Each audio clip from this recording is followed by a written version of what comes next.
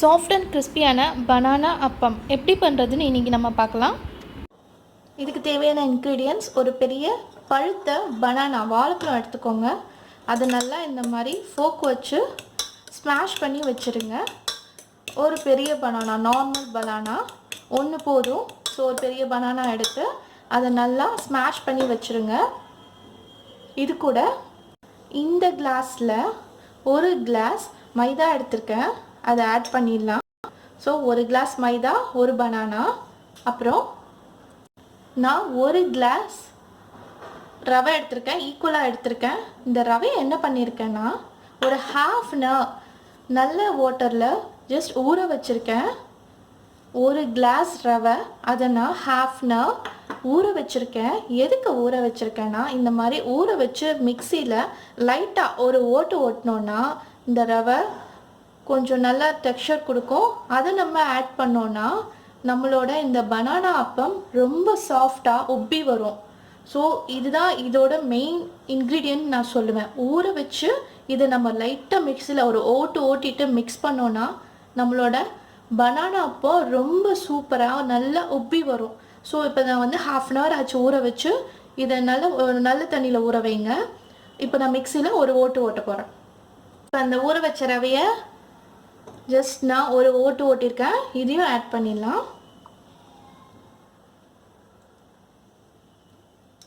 இப்போ ரவை ஆட் பண்ணியாச்சு. அதுக்கப்புறம் சுகர், அதே சேம் கிளாஸுக்கு ஒரு 3/4 கிளாஸ் சுகர் எடுத்திருக்கேன். இன்னும் நம்மளுக்கு ஸ்வீட்டாக வேணும்னா இதெல்லாம் மிக்ஸ் பண்ணிவிட்டு லைட்டாக டேஸ்ட் பண்ணி பாருங்கள், அப்போ ஆட் பண்ணிக்கலாம். ஸோ 3/4 கிளாஸ் சுகர் ஆட் பண்ணிட்டேன். இப்போ இது கூட 2-3 ஏலக்காவை ஜஸ்ட்டு தட்டி போட்டுடலாம். உங்கள்கிட்ட ஏலக்காய் பவுடர் இருந்தால் சரி, இல்லைன்னா 2-3 ஏலக்காவை நல்லா தட்டி இதில் ஆட் பண்ணுங்கள். இப்போ ஒரு பிஞ்ச் அதில் சால்ட் ஆட் பண்ணலாம். ரொம்ப லைட்டாக ஒரு பிஞ்ச் அதில் சால்ட் ஆட் பண்ணிட்டேன். எல்லாத்தையும் நல்லா மிக்ஸ் பண்ணலாம். ஜஸ்ட் நான் இதை வச்சு மிக்ஸ் பண்ணிவிட்டு அதுக்கப்புறமா ஒரு நல்ல குழிக்கரண்டி எடுத்து இதை இன்னும் நல்லா மிக்ஸ் பண்ணுறேன். ஸோ நம்ம ஒரு பெரிய பனானா அதை நல்லா ஸ்மாஷ் பண்ணிவிட்டு ஒரு கிளாஸ் மைதா எடுத்திருக்கோம். அதே மாதிரி ஈக்குவல் அமௌண்ட் ஒரு கிளாஸ் ரவையை ஒரு 15 to 20 minutes ஊற வச்சா கூட போதும். ஒரு பிஞ்ச் சால்ட், 3/4 கிளாஸ் அதே கிளாஸ் அளவுக்கு சுகர், 2-3 ஏலக்காய் தட்டி போடுங்க, பவுடர் இருந்தால் கூட பரவாயில்ல. இதை நல்லா அந்த மாதிரி மிக்ஸ் பண்ணுங்கள். இது ரொம்ப தண்ணியாகவும் ஆகிடக்கூடாது. ஒரு இட்லி மாவு அந்த பேட்டர் அளவுக்கு திக்னஸ் இருக்கணும். நல்லா அது கிண்டி கொடுத்துட்டே இருங்க. சில பேர் இதுக்கு பேக்கிங் சோடா கூட போடுவாங்க. நான் பட் அது போடாமல் இதை உங்களுக்கு பண்ணி காட்டுறேன். ரொம்ப டேஸ்ட்டாக இருக்கும். இந்த ஸ்டேஜில் வந்து சுகர் டேஸ்ட் பண்ணிவிட்டு வேணும்னா நம்ம ஆட் பண்ணிக்கலாம். எல்லாம் நல்லா மிக்ஸ் ஆகணும்.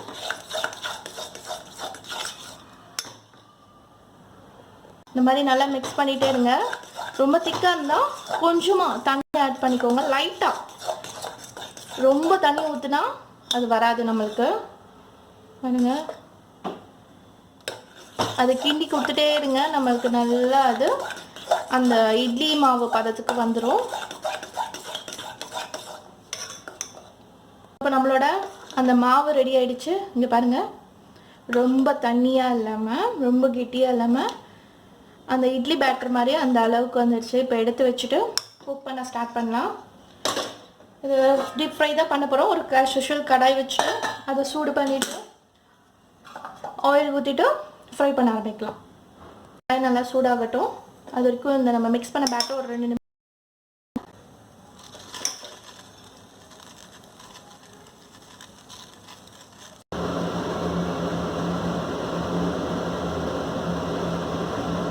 கொதிக்க விட வேணாம். ஓரளவுக்கு மிதமான சூடு வந்ததும் சிம்மில் வச்சுருங்க, அப்புறம் தீஞ்சு போயிடும்.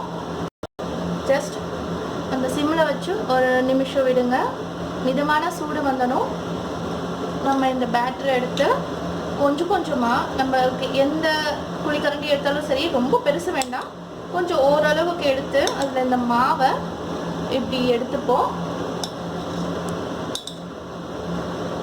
ஓகே, ஓரளவு சூடாயிடுச்சு. இந்த மாவை கொஞ்சமாக எடுத்து அதில் ஊற்றுவோம்.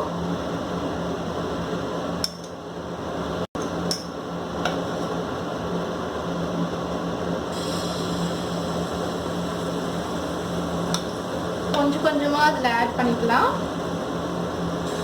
ரொம்ப பெரிய கரண்டி எடுத்தோன்னா அந்த ஒரு இதுவே ஃபுல்லாக ஆக்குப்பை பண்ணிடும். ஸோ கொஞ்சம் கொஞ்சமாக நான் ஜஸ்ட் ஒரு 3 இது ஒரு குட்டி கடாயில் போட்டு காட்டுறேன். உங்ககிட்ட பெருசு இருந்தால் கொஞ்சம் 5 to 6 அந்த மாதிரி போடலாம். இது குக் ஆகட்டும். 1 minute ஆனோன்னே இதை லைட்டாக திருப்பி விடுங்க. வாவ், எப்படி ஒட்டாமல் வந்திருக்கு பாருங்கள்.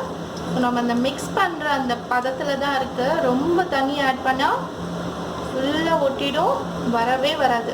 பாருங்கள் எவ்வளோ ஒட்டாமல் வருது. ஸோ இந்த சைடும் கொஞ்சம் குக் பண்ண விடுவோம். மீடியம்லேயே வச்சு பண்ணுங்கள். இது ரொம்பவும் சூடாக விடக்கூடாது, வச்சு பண்ணலாம்.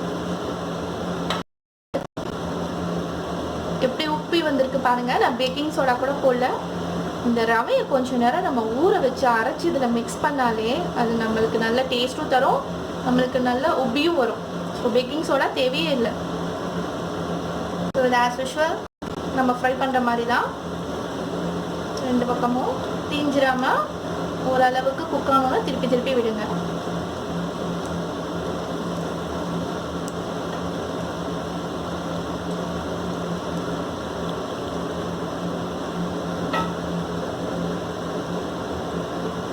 நம்மளோட அப்போ அந்த ரெடி ஆகிடுச்சு, நல்லா குக் ஆகிடுச்சு. இதை நம்ம ஒரு பிளேட்டில் டிஷ்யூ வச்சுட்டு இந்த ஆயிலெலாம் நல்லா அப்படி ட்ரைன் பண்ணிவிட்டு அதில் போட்டுடலாம்.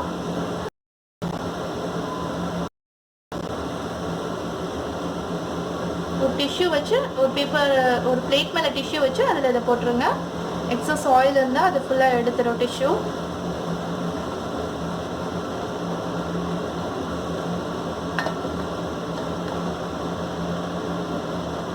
மிச்சம் இருக்க மாவில் இந்த மாதிரி எல்லாத்தையும் நம்ம போட்டுடலாம். அழகாக ரவுண்டாக போடுங்க. நம்மளோட பனானா அப்பம் இப்போது நல்லா சூடாக ரெடி ஆகிடுச்சு. உங்களுக்கு இந்த ரெசிபி பிடிச்சிருந்தா சப்ஸ்கிரைப் பண்ணுங்கள், லைக் பண்ணுங்கள், ஷேர் பண்ணுங்கள். திருப்பி நெக்ஸ்ட் வீடியோவில் பார்க்கலாம். தேங்க்யூ.